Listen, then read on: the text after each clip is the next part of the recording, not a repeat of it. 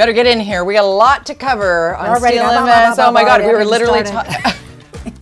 That was funny. Hi. Yeah, hello. You know what? This is exciting because we've been lucky to have some really amazing guests on this show who have gone on to do really cool things. And one of them is a guest you might remember. He wrote a book called Fire Weather. His name is John Valiant. He's from Vancouver. And this is a bestseller. And guess what? Hollywood has picked up the rights to this. This is a Hollywood film production company, the Oscar-winning film Coda. Yes, love it. That's the one that has picked this up. They took the film and TV rights, so stay tuned for that. That book was essentially about the beast, the Fort McMurray fire that devastated. And Coda won for Best Picture, won the Oscar for Best Picture. It's the one Children of Deaf Adults. It was a beautiful film. If you haven't seen Coda, see it. And I'm so excited for John. That's so great. And thank you for coming. The solar eclipse. I called it a lunar eclipse last week. Hey, whatever. A solar eclipse. But were we all taken in by that? Here is what Prime Minister Trudeau posted when he went to look at it. Hey, what's up? I just thought we'd throw in there because we're going to talk about... I would like to say that I forgot that the eclipse, I knew it was on, we talked about it, I was excited, then I got busy doing tax stuff, and I went, oh, the eclipse is over. So right. You didn't miss anything here, right? No, but it was like constant news coverage from all the way along, that's true. And there was some really interesting bits of it. And I know we talked about the experience of seeing an almost complete eclipse here. It's wild. It's really something. Okay, what else is really fun and wild is our viewing party. Every week you blow our minds by sending us so many photos. We can't show them all. We show as many as we can here. Viewing party at CHEKmedia.ca is how you get in on it. You take a picture of you watching us. You can do it right now and send it to viewingparty@CHEKmedia.ca and you'll be entered to win a $100 gift card to a fabulous restaurant. Up for grabs this week is either Romer's on the mainland or Steamship Grill and Bar in Victoria. Well, that's awesome. Yeah. So good luck to you, and we'll let you know who wins at the end of the show. We got a ton of stuff on the show. One of our guests is one of our favorites. David Moskrop is a political commentator and a columnist with the Globe and Washington Post. Yep. And he's going to talk about all the nonsense around foreign interference in our elections. And you've seen the coverage this week and the Prime Minister on the hot seat. We'll get into that with David. We're going to talk about the economy and defense spending and polling and all kinds. Like you've said so many times, it feels like the election is like right here. Yeah. So we've got to parse through it. And we're also going to talk about somebody close to your heart because he's a consumer reporter. We're talking shrinkflation. Yeah. You know what? This really ticks me off. Look at that. You know, see how things that you have purchased over the years are getting smaller, and yet you're paying either the same or more. This is happening more often. There are some ways to spot it instead of getting tricked in the grocery store. And so we have the world's foremost shrinkflation expert from Boston, Edgar Dworsky, on the show. And he's a lovely person. Must see this. And like you said, we're gonna work our way back at the grocers who are kind of taking it from us a little bit here. And we're gonna talk a little bit about Gen Z. Bed rotting. Do you know what that is? It sounds gross. It does. There's been a couple of stories about Gen Z this week. Bed rotting, we're going to talk about that. Staying in bed all day long and doing diddly squat. And also, do not disturb. Gen Z doesn't want to pick up the phone. It stresses them out. Just text me. Hey, you know what it's time for? Hot headlines. Okay, we're going to start. Trigger alert. Do your caveat first. Oh, I am married to the chief of the Surrey Police Service, Norm Lipinski, and he's been in the news. Yes, and we cover the news, so if people don't want to hear Linda and I talk about SPS and Surrey RCMP and the government and the mayor of Surrey. Too bad. You plug your ears right now because we're going to talk about it because it was big this week. It kind of came out of nowhere. The Solicitor General throws down the 4 p.m. today or the money's off the table. There's been a fight going on for a year and a half. The mayor of Surrey got elected.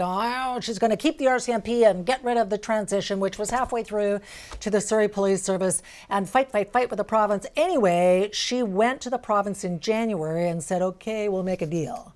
And they got right down to the point where she wrote a letter back to the public safety minister last week and said, we accept. Conditionally, the council's going to vote on it. And then the day came and they voted no. To $250 million. It was $250 million. The mayor said no.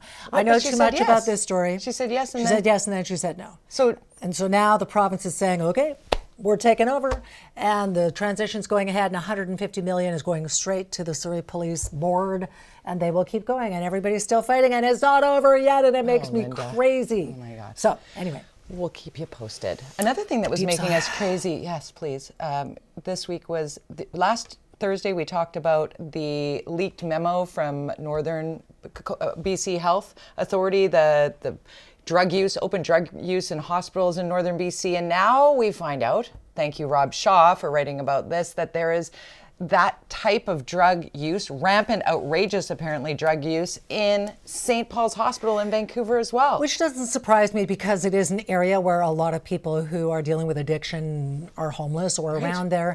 But it's gotten to the point where there have been so many overdoses up on the roof of St. Paul's that they have had to put a tent up there, and the staff is being called up there all the time to revive somebody with naloxone.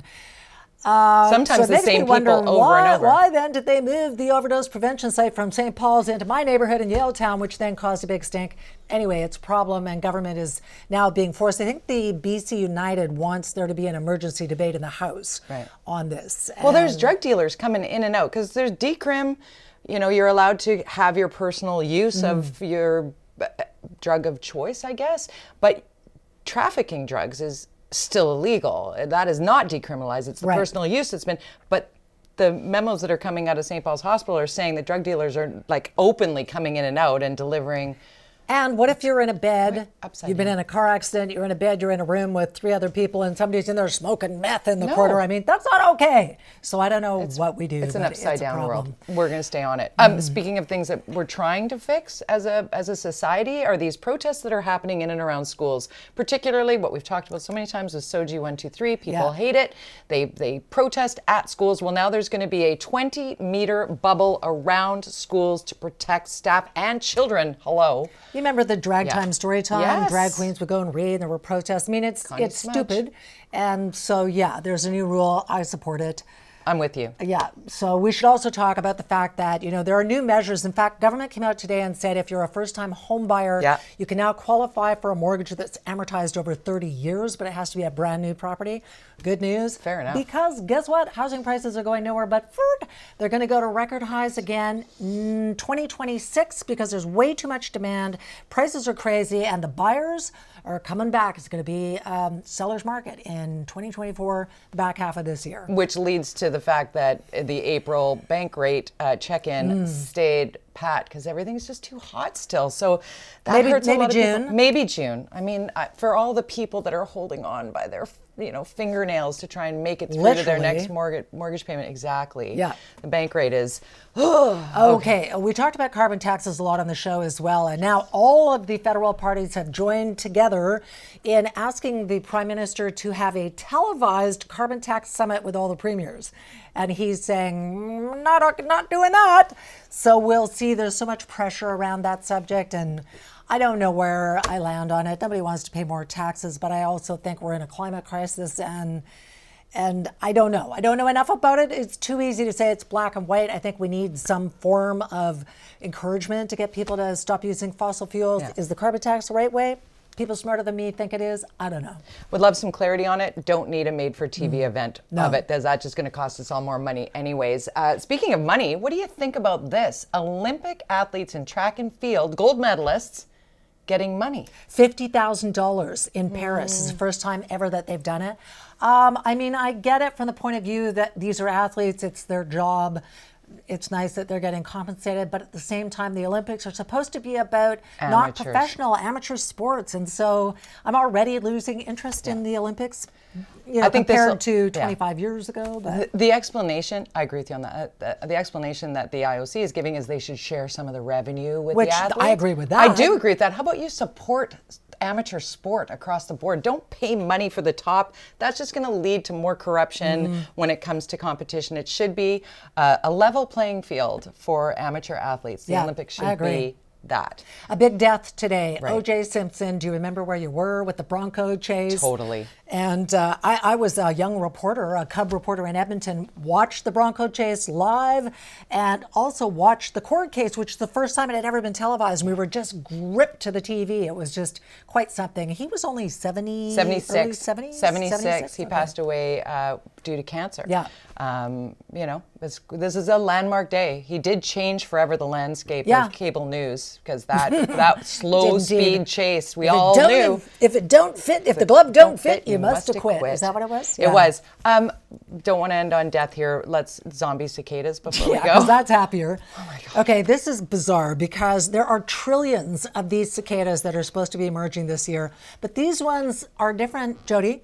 You see that white plug on the bum of the thing? Yes. What happens is they have a sexually transmitted fungus, and it splits open their abdomen. That white plug appears, and their genitals fall off. Awesome. And yet somehow they're still hypersexual, and they fly around trying to mate with anything, male, female, whatever, and then they infect all of them with this fungus. And anyway, it's gross. And I don't like bugs. I don't like things that fly around in your face. No. I don't like trillions of them, especially things with white plugs in their bum that fall out. And they only come out of the ground every, 12 or 17 years, and they come out all at once, and then they mate for 10 days or something, and then... Hypersexual zombie cicadas. No, thank you. On that note, later in the show, the secrets of shrinkflation are being exposed tonight. You won't believe how we're all being squeezed. Oh, this makes me mad. Also, foreign interference allegations and a federal spending spree. Speaking of mad. Political columnist David Moshgrove is up next. Let's get some happy on. Viewing party. Yes, brought to you by the BC Restaurant and Food Services Association, Annette in Metchosin. With her pretty pink slippers. Hello. And Caitlin in South Surrey. Oh, look at you. Hello. And Karina in Vancouver. Hi, Karina. And Dennis in North Couch. And thanks to you all for watching. Thank you very much. And if you happen to be at the pub in Powell River and you're watching Steel and Vance, take a picture of you watching us and send it to us. Viewing party at checkmedia.ca. I heard we're big in Powell River.